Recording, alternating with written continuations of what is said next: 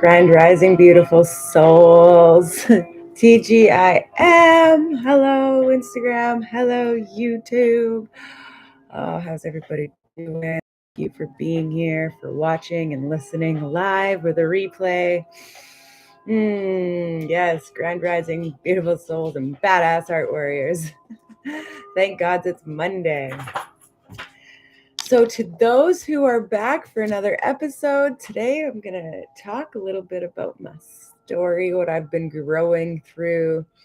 Since it's Aquarius season, we're going to talk about astrology, current planets and placements, as well as things that are representing our individuality, the things that might be holding our mind back, breaking down old paradigms or breaking through old belief systems and stepping into you and your individuality, the weird, the wacky, the wild parts of us. And so for those of you who are just joining, who are new, I'm Amy, a certified life, health, and wellness coach, certified empowered well-being coach, a Reiki master and subconscious practitioner, so intuitive energy healer.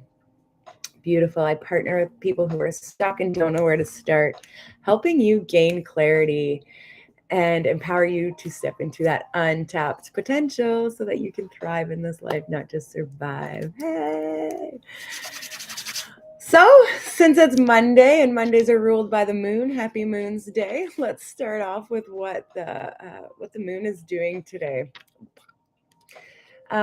So the moon is just leaving Aquarius, kind of a little bit of the new moon energy still lingering this morning. And then the rest of the morning, it's in like a void. So it has us like not really wanting to take motivation. Maybe we want to sit back more into our field, move slow, stay home, that sort of thing. Or emotions are just heightened, more at the forefront of our things, of our mind today.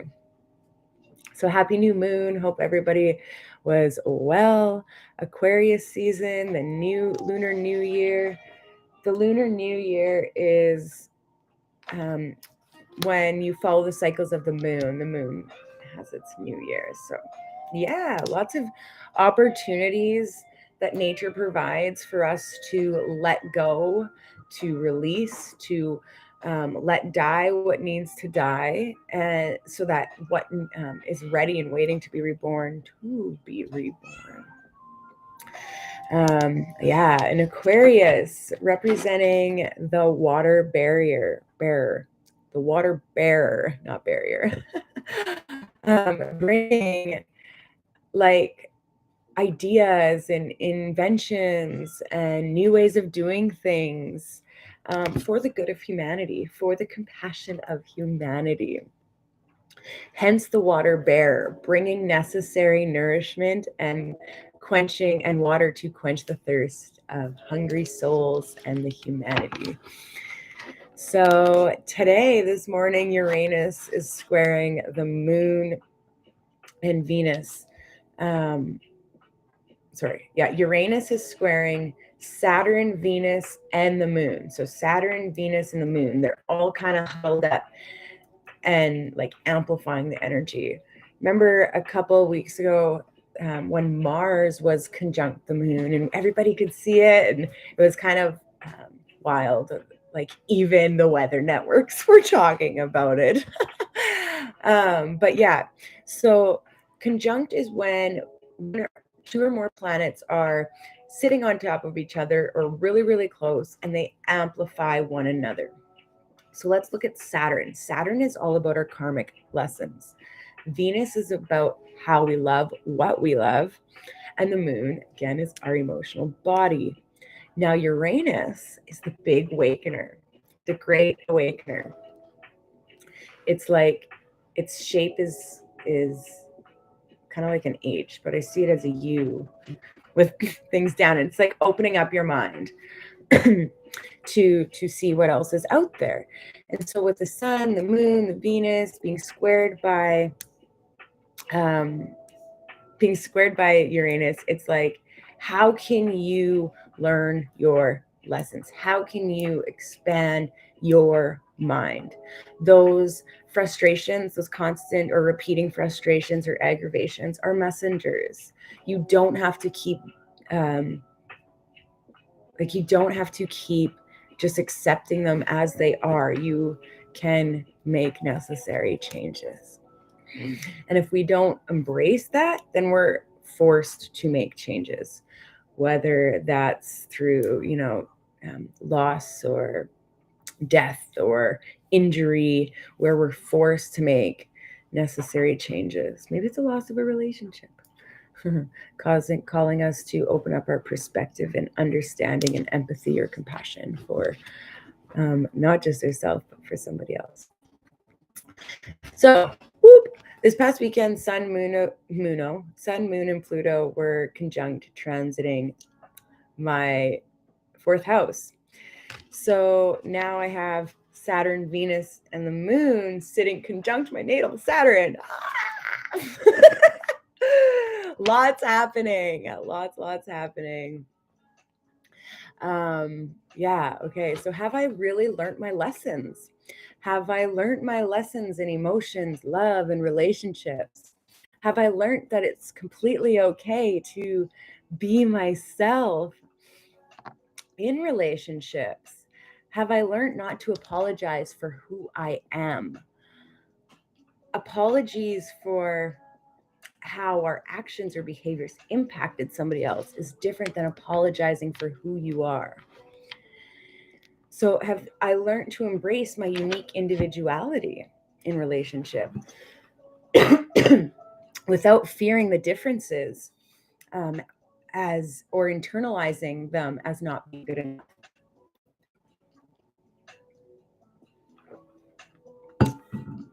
So these are the questions that Saturn has been asking me. And where's Saturn coming up in your chart? It's really, really strong right now. Like I said, with Saturn, Venus, and the Moon conjunct. The Moon won't always be there, but Saturn and Venus are sitting conjunct for the next day or two, at least this week. Okay, so more about me for the sake of astrology. I'm born on a full moon. I have big energy. I love to share that energy. One time, when I really started looking into astrology, it made me think like, okay, what does this mean? What is this like? I went to the beach this past summer, and I don't know what happened. Did the bag drop or something happened? And I laughed. I literally just laughed, and eyes turned. I mean, like a ray of eyes turned and looked towards me simply from laughing. This is the energy this is the embodiment of full moon energy, being born on a full moon. We're just felt. Like, people can feel us walk into a room. That's just a Leo thing, but even more so on a full moon. And a full moon in Aquarius. So my moon is in Aquarius. My Saturn is in Aquarius. Both Moon and Saturn being in my 4th house. My Sun is conjunct the midheaven. Oh my goodness. So definitely here to be a teacher in this lifetime. Yay. Simply sharing like the lessons I've learned as teachable as teachable lessons. Yeah. The hard knock lessons that I've learned, transmuting them into teachable lessons so that people don't necessarily have to face life or death choice to understand or adhere these lessons. And I'm supposed to do that in a really big way. Yay, thank you, Capricorn. Yeah, and so my North Node has also been Sagittarius. So let's go back to 4th house for a sec, as it represents our home life, our inner home, our subconscious, our lineage, our roots, or our mother wound. So oftentimes when I'm reading your guys' birth chart, I like to look at the 4th house. Where is your subconscious mind reveling? Where does it like to go when we're not being conscious of it, or consciously, aware of our subconscious. So, if it's, say, in your third house, your mind always might be on, or sorry, your, I'm going to backtrack because I'm talking about two different things. But if your sun or your moon or your rising are sitting in, say, your third house, then we might look at communication as like a level of importance. So what I do when I'm looking at your fourth house, I look at what sign the fourth house is in. So for me, it's Aquarius. Breaking down old paradigms, rewriting old systems, politics, spirituality, dogmatic religion. Like I said, breaking free from, or fourth house is lineage. So it's breaking free from those like traditions passed down through lineage, especially those outdated ones, those ones that are no longer serving or supporting us in our growth. So yeah, I love with Aquarius moon, especially in my fourth house, love to fight for the underdog, health and wellness, how people supporting people and how they take care of themselves, especially their inner game. Thank you. Yeah, so embracing the cycles of life and death. That's a belief, your mind being always where it shouldn't be. That is a belief. Let's talk about that for a quick sec before I continue. Beliefs are thoughts we continue to think. So where does your mind continually go? What beliefs do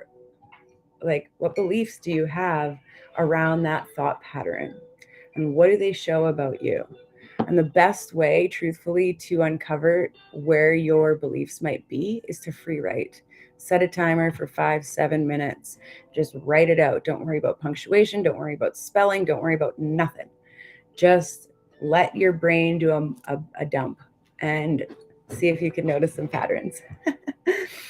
So again, talking about how like fighting for the underdogs, health and wellness, how people take care of themselves in their inner game. I feel this deeply, like I have deep levels of passion sitting in my womb space, in my sacral chakra, to rewrite these old systems. I am born to recreate how we do life and do it in a much more fun and lively and intuitive way. So, yes, I encourage people to acknowledge their darkness and not just acknowledge it, but love themselves for their darkness, their shadow, as opposed to punishing themselves. So I'm curious what you have been going through. Let us know. Yeah, with this, especially this past weekend. Or if you're interested in looking at where Aquarius or Saturn or your moon sign is in your chart, and you're not sure, visit litmindbodyspirit.ca or a link in bio. Love to connect. So another side note is I'm going through my first Saturn return. People struggle with life lessons, especially the hard ones. Why do we struggle with it? Because because of our ego. Our ego and our mind aren't the same thing. Our ego is like that harsh inner voice that, no. Our mind is more, goodness. Our mind is more, come here. Yes, come here. No. Come here. That's Papa. Come here. Thank you. Sit. Can you good sit? Good sit? Good sit? No, good sit, Rosie. Thank you. Okay. So, yeah, our ego, our mind. Sit down. Where was I? Oh, our ego is the harsh inner voice, and our mind is like the observer, the one who can witness everything happening, kind of like our higher self. Yeah, and so our ego and mind, they can't separate though. They're like tied at the hip. They're codependent on one another, truthfully. And so if you can manage your mind in positive ways, if you can manage your thoughts and not always thinking positive. I mean, if you can manage your mind in positive ways, meaning when it's not supportive or uplifting thoughts, then it's how you can take a breath and turn on that observer and just kind of sit back and witness life happening. And so where people get struggled is we have this attachment, this physical attachment to that we have to hold on to something that, you know, if we were to let it go or change, that um, it might devalue ourselves or that thing we once wanted. So, yeah, shifting your ego into service of your soul. Survey, yeah, embrace letting your ego be of service to your soul. So, okay, what does this look like? You know, somebody who's struggling with their ego and their mind struggles to let go of dreams, desires, people, thought patterns, beliefs, etc. So, like, say, you know, 16, 17-year-old me who just wanted to, you know, work full time or go to school and be an accountant and live on my own and have this great big life. If I was still trying to hold on to that dream, you know, this in this embodiment of me, that it wouldn't work, right? I would be constantly butting my heads to try and make something work when it's outdated. I've outgrown it. That's so not me anymore. You know, and like 5 years later, even maybe not quite that long, a few years later, things shifted for me. I wanted to work my way up through a company and reach that manager's position, reach that supervisor's position. You know, when I got my first raise, I was so excited. I took my piece of paper home and I'm like, woo, $40,000 out, $40,000 a year salary. Like I was like, I'm living it. I'm gonna make it. But of course, I wasn't living in alignment with my soul contract, with my spirit. I wasn't, yeah, living in alignment with who I really was. So I was very stubborn. And I really, really wanted to make it work. Why? Because I said that's what I wanted. And I put work into it. So eventually I got sick. My physical body started breaking down on me.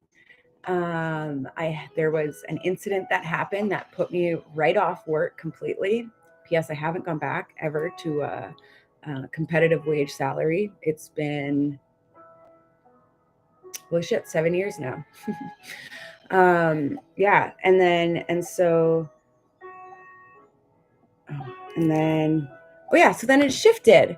Then it shifted. I kind of lost myself for a while. I went into a really big depression because I was so adamant on making that work. That I was a deep level of depression, of anxiety, of shyness, and it really got worse. Now, systems that be really like insurance companies, public health, that sort of stuff, their treatments weren't helpful. They weren't conducive to a supportive environment. So what happened, and it happens to a lot of people, is their conditions get worse. I got worse. I ended up developing agoraphobia from all the pressure, and it just, I went into a really big deep hole. Anywho, emergence from that is being able to step in and speak my truth. Living our the wisdom, the lessons that we've learned.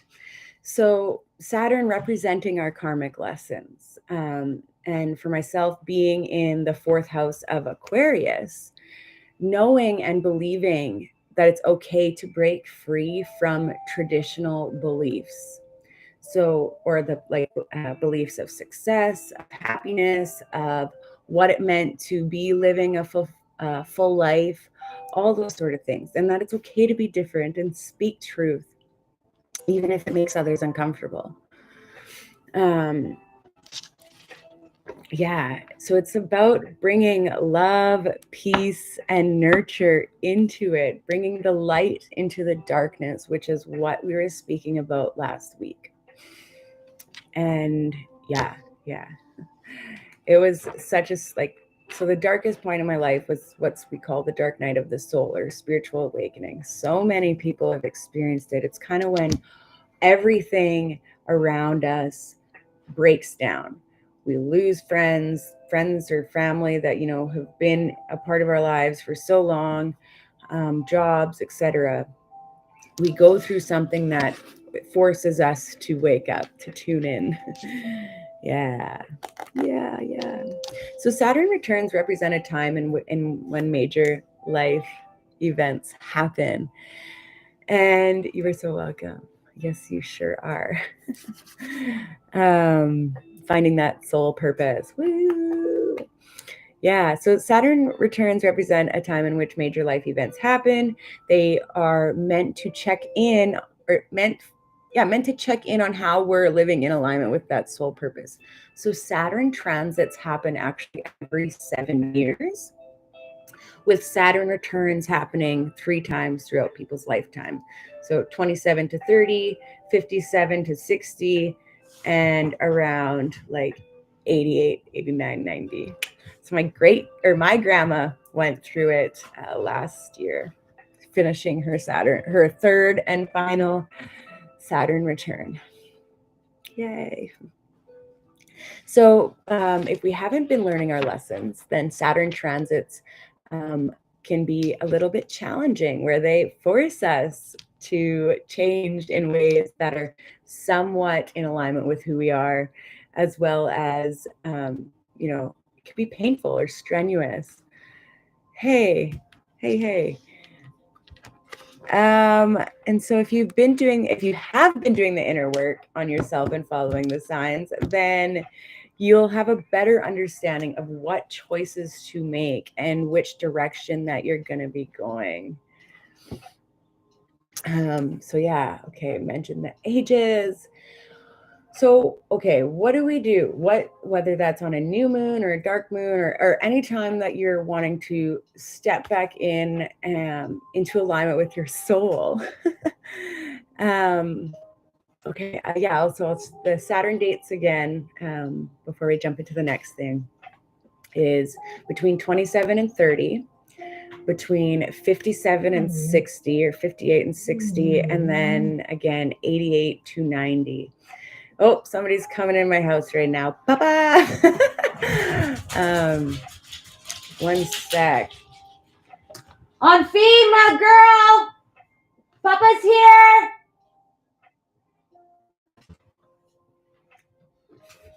You are so welcome. Back to where I was. So yeah, so Saturn comes in, and when we check in, what lessons have we learned and how do we put them into use? How do we shift our day-to-day choices, our habits, our behaviors into oh, my furnace is getting fixed. Into ways that help us mature. So Saturn calls us and says, be childlike, not childish. No matter what ages that we're at, it's about how are we going to use the lessons to, be childlike, but not childish. See, sometimes when triggers happen or life events happen, they will have us tantruming and emotionally reactive, similar to the age that our emotional body is at. And our emotional body can get stuck in child ages or youth ages or childish frame of mind when traumatic life happens. It kind of puts that imprint there. So so that it remembers. And so if we're triggered in something similar, we're actually going to be emotionally reactive to that age that that trauma happened at, whether that's 5, whether that's 6, whether that's 12, whether that's 17, who knows? But it does put us back into that younger version of ourself. And so we become childish. Now, sometimes, thank you. Yeah, no, yeah. And so it's like being unapologetic isn't and never saying sorry. It's when we're acting in those childish ways and we need to apologize for our actions or our behaviors. Okay, so what this looks like. Oh, yeah. Let's give an example. So what this looks like is like point of view, you know you have to do something. Okay, you have to get up in the morning, you have ABC on your to-do list. Your inner child is like, nope, I don't want to do it. I don't want to do it today. Heck no. Or whatever it may be. You know, it's quite literally, I picture when I see clients, even they will cross their arms and be like, I really felt this way. I'm like, yes, we have to acknowledge that and hold space for that inner child and safe space, because it's trusting you to share this feelings with you. So watching those harsh inner critics, it's like, yeah, I just don't want to do it. Maybe we're talking about putting pants on in the morning. Maybe you work from home. You don't want to put pants on in the morning. And so, yeah, you're like, nope, today I'm going to just stay in my comfy clothes. And no judgment if that sounds like you. But what happens in this work is that as we grow and heal, we become that wise inner parent. And so what that might sound like is, I see you. I hear you, little one. You don't want to put pants on today, and that's okay. It's okay not to want to put pants on today, little one. Yet we know that we feel better and we get more accomplished when we get ready in the mornings. And we just feel better. You know, we cleanse ourselves, washing our face or changing our clothes, because clothes will hold on to energy from the night before. Lots of special guests this morning. Tay Tay says hi. Hello. So yeah, changing the clothes, even like your pajamas, if you're wanting to stay in your pajama clothes, pajamas are going to have energy from the night before, whatever came to the surface from your subconscious. So personally, I strongly encourage you guys to stand by who you are and be less apologetic for it, especially in those moments when that inner child comes out. No, not criticizing yourself or punishing yourself, nurturing it, holding space for it, and then noticing when other people are doing it, acting like their childish self, okay? And that it's okay to take some space. It's okay. Yeah, get playful when your inner child, or yeah, your wounded inner child is coming out and wanting to root itself in. Get playful, get creative, remind it that part of you that it's okay and safe to come out. Yes, we are all fallible beings. We all have moments where sometimes we say the wrong thing, but we know in our heart where it stems from. And sorry, sometimes we say the wrong things or we do the wrong things, but we know that it stems from our heart. Okay, it stems from that place of love. And it's okay to apologize if you hurt somebody for that. Yes. And sometimes when we have powerful feelings, they're coming from like past generations that didn't have that chance to have that voice. So it feels quite strong and intense. So honor your sacred uniqueness, beautiful souls and badass heart warriors. Oh my goodness. This sacred uniqueness has messages and guidance for you. So sit with it, spend time with it, nurture this part of you. It's going to point you in the right direction. Remember, embrace letting go, embrace surrendering that ego to turn on the observer mind. And when you feel the fear, feel it and do it anyways. You strengthen that fighter in you. You strengthen that inner warrior, the one who's going to be rewriting old systems, breaking down old belief systems, traversing uncharted territories and waters. It's going to help you be more of who you are and shining your authentic light in this darkness. Ooh, lots of throat chakra stuff coming out this Aquarius season. A lot of you are going to be finding that inner voice to really, and not just finding it, but strengthening it. A lot of you are going to be strengthening that inner voice. And it's like when somebody's learning to sing, you know, they're a little off tune or off octave a little bit. I think that's the right word, octave. And that's okay. That's okay. Speak anyway. Speak if your voice shakes. Speak if tears are rolling down your eyes. Speak. Just learn to speak your truth. And if you have to apologize, it's okay. Again, not apologizing for who you are. Because you're a motherfucking badass. Truthfully. And so shine your light in the face of the motherfucking darkness that's here to try and put you down, and show life that you came here to kick its ass in the most glorious ways. You are on the right path, truthfully. Sometimes that last summit is the hardest one right before you achieve all the motherfucking victories that you came here to achieve. You guys are beautiful. Seriously, whatever those victories and blessings and rewards are meant for you, they're for you. And they'll come. Just keep them believing in that, especially when the results or the manifestations isn't here yet. It's about holding that faith, holding that hope, holding that trust in that which is greater than us during the times when the manifestation hasn't arrived yet.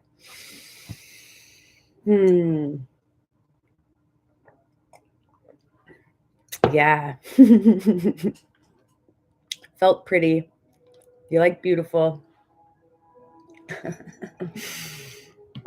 Beautiful, pretty. Yes, shine your light. Whoop, whoop. There was something else. I'm just, let's do a card. Oh, goodness. There still was something else I wanted to share. I'm trying to see if Spirit will bring it back to me. There it is. Not even going to look at the card yet, actually. I'm going to share that when you're in alignment with your authentic self, you are connected to that which is greater than us and grounded or rooted in your purpose, strong like a tree, so that when the shit storms hit, you may, sway, you may bend, but you will not break. You will come back stronger, in fact, because of those storms. All lessons arrive right on time. Yes. Love it. Thank you. Thank you for sharing that.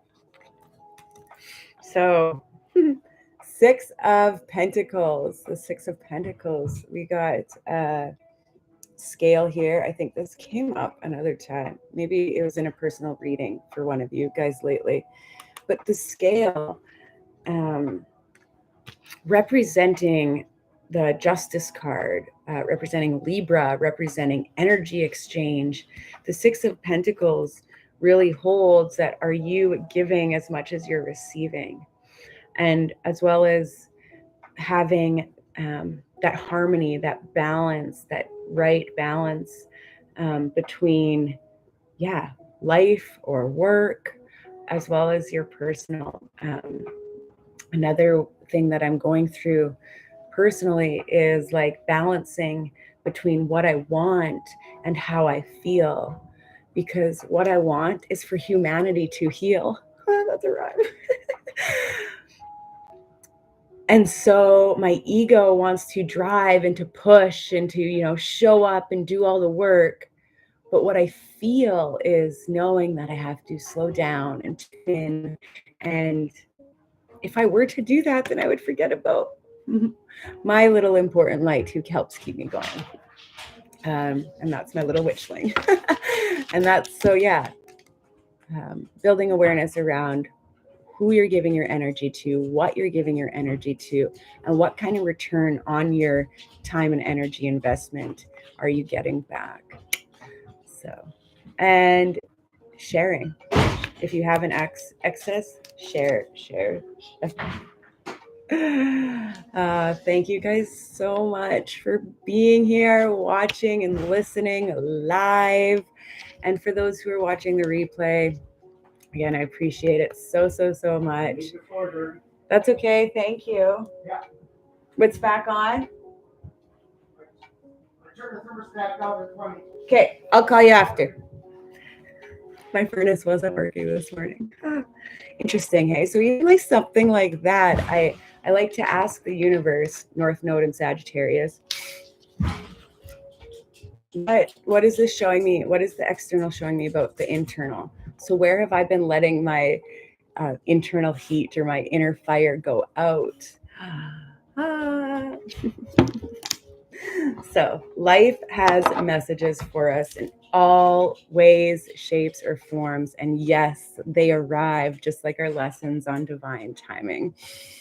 Same with our manifestations. So surrendering that ego, surrendering that need for something, need for results, that hard, ironclad attachment, and turning on that observer mind to just embrace life and the journey, because it's so fucking beautiful. I love you guys. Thank you so much. Yes, again for live or replay.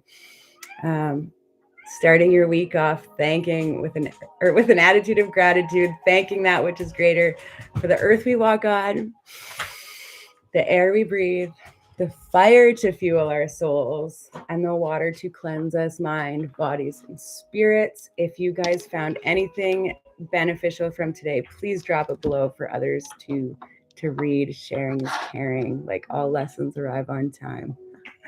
Thank you. And if you are interested in any of the services we provide, please visit link in bio or visit litmindbodyspirit.ca. Trying to remember everything.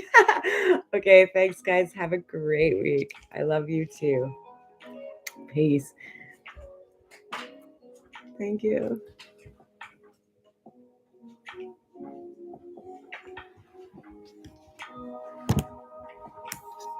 Oh, YouTube. I'm forgetting about you. Catch you later. Sending you guys so much love.